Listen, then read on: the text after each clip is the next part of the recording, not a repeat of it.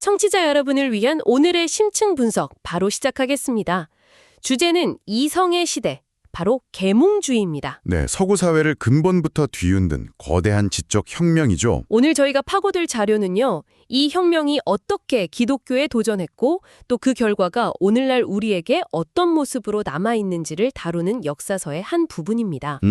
어떻게 보면 현대 세속 사회의 뿌리를 찾아가는 여정이라고 할 수 있겠네요. 맞습니다. 그 뿌리를 파헤치는 게 이번 시간 저희의 목표고요.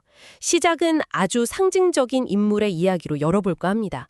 바로 미국의 건국의 아버지 벤자민 프랭클린입니다. 아, 프랭클린. 네.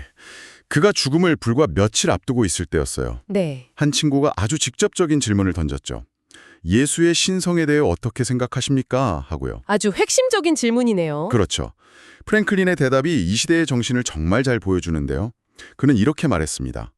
솔직히 말하면 그 부분에 대해선 약간의 의심을 품고 있습니다. 아, 회의적이었다는 거군요. 네, 그러면서 하지만 곧 죽으면 어차피 진실을 알게 될 텐데 지금 이 마당에 굳이 이 문제로 귀한 시간을 낭비하고 싶지는 않군요. 라고 답했어요. 잠깐만요. 거기서 멈추지 않았죠. 그 뒤에 덧붙인 말이 저는 핵심인 것 같은데요. 맞습니다. 바로 이어서 이렇게 덧붙입니다. 하지만 사람들이 예수가 신이라고 믿어서 더 선하고 좋은 시민이 된다면 그 믿음을 굳이 막을 필요는 없다고 생각합니다. 와, 이 대답 안에 정말 많은 게 담겨 있네요. 그렇죠. 진리냐 아니냐 이 교리 논쟁보다 그게 현실에서 어떤 유용한 결과를 낳느냐가 더 중요하다는 실용적인 태도. 그리고 내가 믿지 않더라도 타인의 신념을 존중하겠다는 관용의 정신까지. 바로 그겁니다. 이게 절대 진리인가라는 질문에서 이게 우리 삶에 도움이 되는가? 라는 질문으로 무게중심이 완전히 옮겨간 거죠. 바로 이 지점이 오늘 우리가 깊이 탐험할 이성의 시대의 출발점이 되겠네요. 자, 그럼 이걸 한번 펼쳐보죠. 자료에서 1648년부터 1789년까지로 잡고 있는 이 이성의 시대란 정확히 무엇이었을까요? 그냥 똑똑한 사람들이 많이 나타난 시기? 뭐 이런 건 아닐 거잖아요. 전혀 아니죠. 한마디로 정신적 독립선언이었습니다. 정신적 독립선언요? 네. 신, 세계, 그리고 인간 자신을 바라보는 관점의 근본적인 전환. 바로 패러다임의 대전환이었죠. 세속주의, 즉 세큘러리즘이 싹 튼 순간입니다. 아, 그 이전 수천 년 동안은 중세든 종교개혁 시대든 교회의 권위나 성경의 권위가 인간의 이성보다 항상 위에 있었거든요. 그렇죠. 인생의 가장 중요한 과제는 죽음 이후의 내세를 잘 준비하는 것이었고요. 맞습니다. 그런데 이성의 시대는 그 우선순위를 완전히 뒤집어 버린 겁니다. 인간의 이성을 맨 앞자리에 놓고 어떻게 하면 천국에 갈까? 이게 아니라 어떻게 하면 바로 이 땅에서 행복하게 살 수 있을까? 이걸 가장 중요한 목표로 삼게 된 거죠. 마치 게임의 목표가 다음 스테이지 준비하기에서 현재 스테이지를 어떻게든 잘 클리어하기로 바뀐 것처럼 느껴지네요. 아주 정확한 비유입니다. 이 시대의 사상가들은 감정이나 신화, 미신, 맹목적인 권위에 대한 복종 같은 것들을 인간을 불행하게 만드는 일종의 버그라고 생각했어요. 그리고 그 버그를 잡을 유일한 백신이 바로 지성이다. 이렇게 본 거군요. 네, 당시 사상가였던 호빠흐 후작의 말을 빌리면 목표가 명확했습니다. 무지의 구름을 걷어내고 인간이 자신의 이성을 존중하며 타인의 행복을 돕는 것이 곧 나의 행복을 찾는 길임을 배우게 하는 것. 그러니까 왕이나 교회가 이렇게 살아라 정해주는 게 아니라 우리 각자가 가진 이성으로 스스로 윤리도덕의 코드를 짜보자. 정말 야심찬 프로젝트였네요. 이렇게 거대한 생각의 전환이 갑자기 하늘에서 뚝 떨어진 건 아니었을 텐데요. 수천 년간 이어진 흐름을 바꾸려면 그럴 만한 강력한 동력이 있었을 겁니다. 자료에서는 그 뿌리를 세 가지로 보고 있네요. 네, 첫 번째 뿌리는 바로 르네상스에서 찾을 수 있습니다. 아, 르네상스. 중세의 신중심 세계관에서 잠시 잊혔던 고대 그리스와 로마의 인간 중심적 가치관이 화려하게 부활한 시기죠. 대표적인 인물로 에라스무스라 등장하네요. 이분은 신학자였지만 딱딱한 교리 논쟁 대신 오신예찬 같은 책에서 아주 날카로운 풍자와 유머로 당시 교회를 비판했죠. 맞아요. 이단이다라고 소리치는 대신 여러분, 이거 좀 웃기지 않나요? 하면서 사람들의 상식에 호소한 거죠. 바로 그 점이 중요한 것 같습니다. 네, 여기서 종교기억가인 루터와 르네상스 인문주의자인 에라스무스의 결정적인 차이가 드러나는데요. 바로 인간을 어떻게 보느냐의 문제였습니다. 인간을 보는 관점이요. 루터는 인간의 의지가 쥐에 묶인 노예 상태라고 봤어요. 그래서 신의 은혜 없이는 아무것도 할 수 없는 전적으로 타락한 존재라고 주장했죠. 아, 반면에 에라스무스는 인간에게는 스스로 선을 선택할 수 있는 자유의지가 있다. 인간의 본성과 능력을 훨씬 긍정적으로 평가했거든요. 와, 같은 시대를 살면서 기독교를 개혁하려 했던 두 거인이 인간을 보는 관점은 완전히 정반대였네요. 그렇죠. 한쪽은 인간은 문제투성이다. 다른 한쪽은 인간은 잠재력이 있다. 라고 본 건데 계몽주의는 바로 이 에라스무스의 길, 즉 인간의 가능성을 믿는 길을 따라갔다는 겁니다. 인간 이성에 대한 자신감. 이게 첫 번째 토대가 되었군요. 정확합니다. 인간에 대한 자신감이 첫 번째 뿌리였다면 두 번째 뿌리는 정반대의 감정. 그러니까 종교 자체에 대한 깊은 환멸과 공포에서 시작된 것 같네요. 바로 종교전쟁입니다. 네, 너무나 비극적인 역사죠. 1550년에서 1650년까지 약 100년간 유럽은 말 그대로 피바다였습니다. 100년 동안이나요? 네, 카톨릭, 루터파, 칼뱅파가 각자 자신들만이 유일한 진리라고 주장하면서 서로를 죽이고 학살했어요. 독일에서는 30년 전쟁으로 인구의 3분의 1이 사라졌고 3분의 1이요? 와, 프랑스에서는 위구노라고 불리던 개신교도 수만 명이 학살당했고요. 이게 정말 소름 돋는 지점인데요. 다들 하나님의 영광을 위하여라면서 저지른 일이잖아요. 바로 그겁니다. 이런 끔찍한 광신을 목격한 지식인들은 어떤 생각을 했을까요? 차라리 신이 없다고 믿는 게 낫겠다 이런 생각까지 들었을 것 같은데요. 실제로 그런 생각을 하기 시작했습니다. 종교적 열정이 이성을 마비시키면 무신론보다 훨씬 더 위험할 수 있다는 걸 똑똑히 본 거죠. 아, 그러면서 특정 교리를 지키는 것보다 더 중요한 가치, 즉 모든 인간을 위한 자유와 관용에 대한 갈망이 터져나오기 시작했습니다. 우리가 서로 생각이 다르다는 이유로 죽이지 않고 함께 살 방법은 없을까? 이 절박한 질문이 또 다른 출발점이 된 거군요. 맞습니다. 인간에 대한 자신감, 그리고 종교에 대한 환멸, 이 두 가지가 있는데 여기에 결정적인 한 방이 더해지는군요. 바로 과학혁명입니다. 네, 코페르니쿠스, 케플러, 갈릴레오 같은 이름들이 등장하죠. 이들의 발견 하나하나가 당시 세계관에는 거의 핵폭탄급이었겠어요. 그렇죠. 코페르니쿠스가 사실 지구가 아니라 태양이 우주의 중심입니다. 라고 말하고 갈릴레오가 망원경으로 그걸 증명해버리니까 수천 년간 믿어온 세계관이 무너져 내리는 소리가 들렸을 겁니다. 그리고 이 모든 발견을 하나의 거대한 이론으로 통합한 끝판왕이 나타나죠. 바로 아이작 뉴턴입니다. 그렇습니다.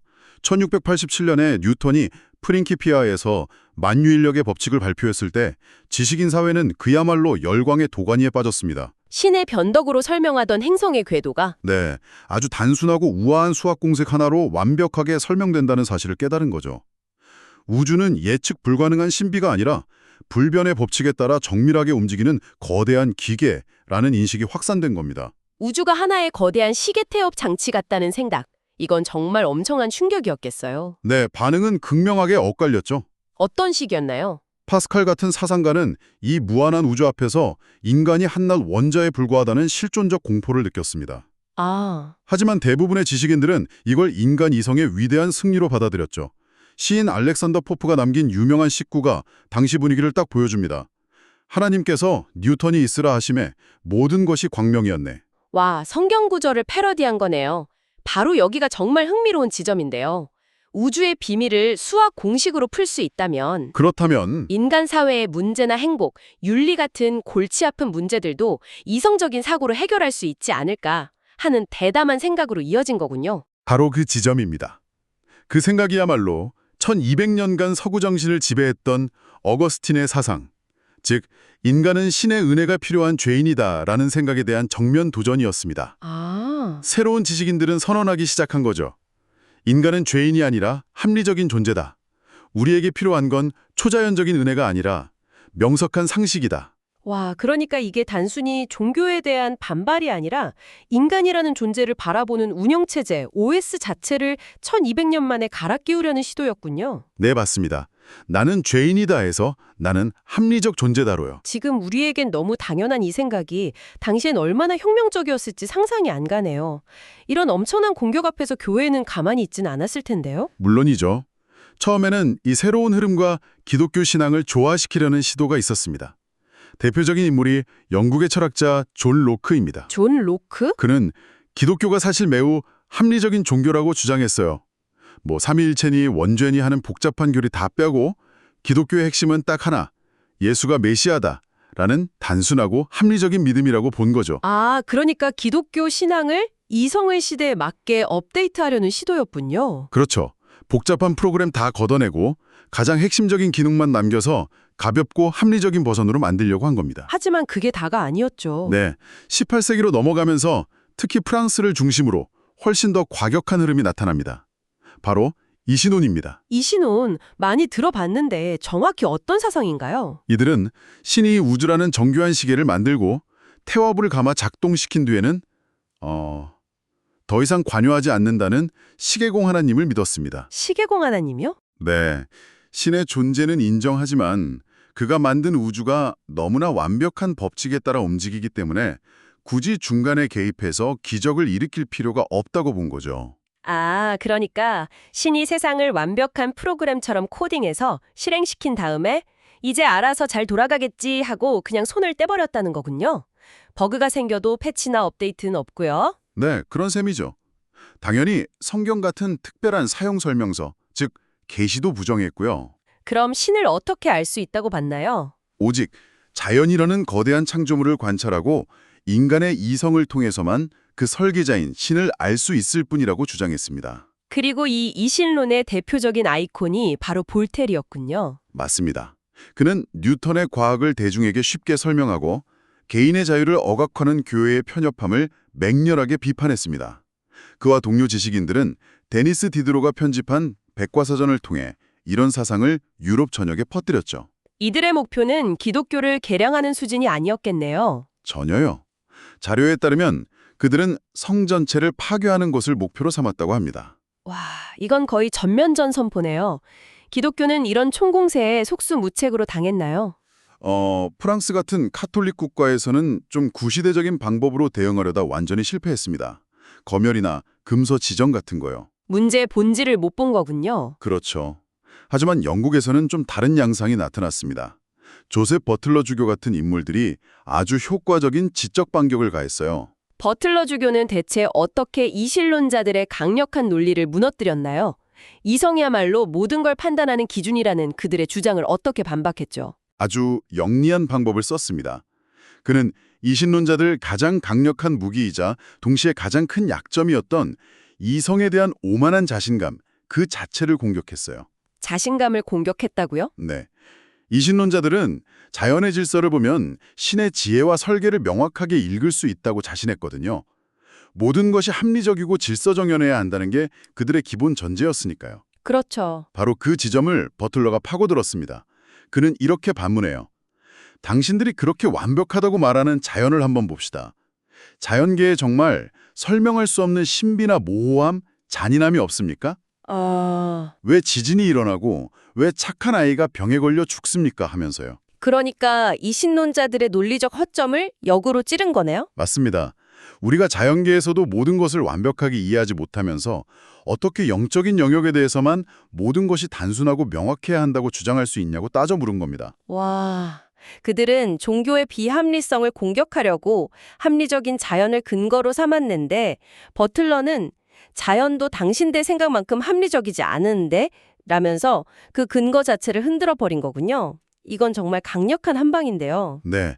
버틀러는 이성이란 절대적 진리를 판단하는 신적인 도구가 아니라 불확실한 세상 속에서 우리가 기댈 수 있는 개연성을 다루는 도구일 뿐이라고 주장했습니다. 개연성이요? 우리가 일상생활에서도 100% 완전한 확신이 아니라 이럴 가능성이 높다는 개연성에 의지해서 사업도 하고 결혼도 하잖아요. 그렇죠. 근데 왜 유독 종교 문제에 대해서만 절대적인 수학적 증명을 요구하느냐, 이런 논리였죠. 이 공격은 이신론의 지적 기반을 심각하게 흔들었습니다. 결국 이신론은 스스로의 약점 때문에 무너졌군요. 세상의 온갖 재난이나 악의 문제를 설명하지 못하는 어찌 보면 지나치게 순진한 낙관론에 기반하고 있었으니까요. 그렇습니다. 하지만 이신론은 몰락이 기독교를 예전의 그 영광스러운 중심자리로 되돌려 놓지는 못했습니다. 아, 그게 중요한 부분이네요. 네, 여기서 이성의 시대가 남긴 진짜 유산을 볼 수 있습니다. 비록 이신론이라는 특정 사상은 힘을 잃었지만 그 정신은 사회 곳곳에 스며들었죠. 예술, 교육, 정치 등 현대문화의 모든 영역에서 기독교적 영향을 벗어나 종교적으로 중립적인 문명을 건설하려는 거대한 흐름이 계속되었습니다. 그리고 그 결과 신앙은 사회의 공적인 의사결정 영역이 아니라 가정과 개인의 마음이라는 사적인 영역으로 점차 밀려나게 된 거군요. 바로 그거죠. 이것이 바로 오늘날 우리가 살아가는 현대 세속사회의 모습 그 자체네요. 공적인 영역에서는 종교적 색채를 최대한 빼고 신앙은 지극히 개인적인 선택의 문제로 남겨두는 것 말이죠.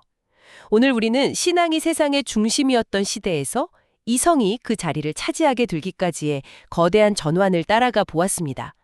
벤자민 프랭클린의 실용적인 태도에서 시작해서 과학혁명이 가져온 세계관의 변화, 그리고 결국 신앙이 개인의 선택이 된 현대사회의 모습까지 깊이 파고들었네요. 네. 그런데 이 자료는 마지막에 이 모든 흐름의 결과로 우리가 얻게 된 현재 상황에 대해 아주 중요하고도 어쩌면 좀 불편한 질문을 던집니다. 어떤 질문인가요? 아마 청취자 여러분께서 오늘 내용을 곱씹어 보시면서 가장 깊이 생각해 보실 만한 부분이 아닐까 싶습니다. 바로 이성의 시대가 우리에게 남긴 숙제죠. 숙제요. 네. 첫째, 의도적으로 종교적 중립을 지향하는 사회에서 신앙을 가진 사람들은 자신이 믿는 기독교적 윤리를 공적 영역에 어느 정도까지 적용하려고 노력하는 것이 타당할까요? 예를 들어 정치나 법률을 만들 때 말이죠. 아, 그 경계에 대한 질문이군요. 그리고 둘째, 만약 우리가 사회 전체에 특정 종교의 기준을 적용하는 것을 포기한다면 과연 어떤 행동 기준이 종교와 상관없이 모든 이에게 의무적인 것으로 받아들여질 수 있을까요? 무엇이 우리 사회를 묶어주는 공통의 도덕적 기반이 될 수 있을까 하는 질문이네요. 맞습니다. 계몽주의는 이성이 그 답이 될 거라고 믿었지만 200년이 지난 지금 우리는 그 답이 그렇게 간단하지 않다는 것을 알고 있죠. 이 질문은 이성의 시대가 우리에게 던진 것이고 오늘을 사는 우리 모두가 여전히 그 답을 찾아가는 과정에 있습니다.